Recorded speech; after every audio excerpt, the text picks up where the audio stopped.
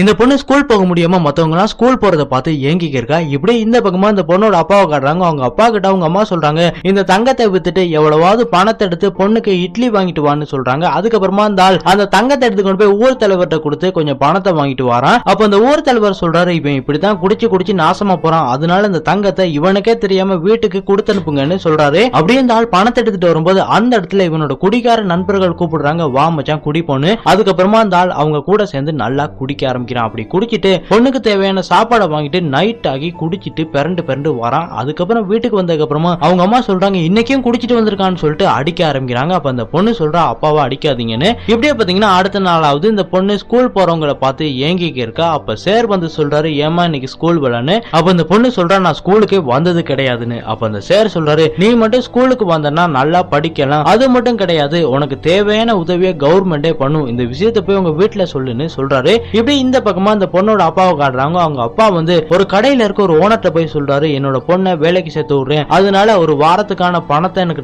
தான் சொல்லும் போது அந்த ஆள் சொல்றான், உனக்கு தேவையான பணத்தை தரேன், ஆனா நாளைக்கே உன்னோட பொண்ணு வேலை செய்யணும், இல்லாட்டிக்கு என்ன பண்ணுவேன்னு எனக்கே தெரியாதுன்னு சொல்லிட்டு பணத்தை கொடுத்து அனுப்புறான். இப்படியே பாத்தீங்கன்னா நைட் ஆகுது. அந்த குட்டி பொண்ணு அவங்க பாட்டி கிட்ட சொல்றா, நீ மட்டும் என்ன ஸ்கூலுக்கு அனுப்புனா நான் நல்லா படிச்சு டாக்டர் ஆகி உன்னையும் அப்பாவையும் நல்லா பாத்துக்குவேன்னு இந்த பொண்ணு சொல்லிக்கிருக்கா. இதெல்லாம் பாத்தீங்கன்னா அந்த குடிகார அப்பா குடிச்சிட்டு கேட்டுக்கிருந்தாவே அந்த சாராய பாட்டில கீழே தூக்கி போட்டு உடைச்சிட்டு என்ன மன்னிச்சிருமான்னு சொல்லிட்டு கதறி கதறி ஆள ஆரம்பிக்கிறான். அதுக்கப்புறமா அவனோட தப்பு எல்லாமே உனக்கு புரியுது. இப்படி அடுத்த நாளாவது இந்த ஆள் அவனோட பொண்ணை கூட்டிட்டு ஸ்கூலுக்கு போறான். அப்ப அந்த இடத்துல அந்த ஓனர் வந்து சொல்றான், பணத்தை தராம எங்கடா போற, ஒழுங்கு மரியாதையா உன்னோட பொண்ணை வேலைக்கு சேருன்னு சொல்லும் போது அந்த இடத்துல அந்த சேர் வந்துடுறாரு. வந்தவர் என்னவா பிரச்சனைன்னு சொல்லி கேட்கும்போது இந்த பொண்ணு சொல்றா, இந்த அங்கிள் பணத்தை தா, இல்லாட்டிக்கு என்ன வேலை வந்து செய்யுன்னு சொல்றாருன்னு. உடனே இந்த சேர் தேவையான பணத்தை அந்த ஆள்கிட்ட கொடுத்துட்டு, நீ எல்லாம் ஒரு மனுஷனே கிடையாதுடா, சின்ன பொண்ணை வேலைக்கு கூப்பிடுற, நீ எல்லாம் ஒரு ஆளாடான்னு சொல்லி கேட்கும்போது அந்த ஆள் சொல்றான், என்ன மன்னிச்சிருங்க, சின்ன வயசுல இருந்து நான் படிச்சது கிடையாது, அதனால என்னோட புத்தி மழுங்கி போயிருச்சுன்னு சொல்லிட்டு அந்த பணத்தை அந்த ஆள் கையில கொடுத்து உன்னோட பொண்ணை ஒழுங்கா படிக்க வைன்னு சொல்லிட்டு அவன் அங்க இருந்து போயிடுறான். அதுக்கப்புறமா அந்த சேர் சொல்றாரு, இப்பயாவது உனக்கு புத்தி வந்துச்சேயா,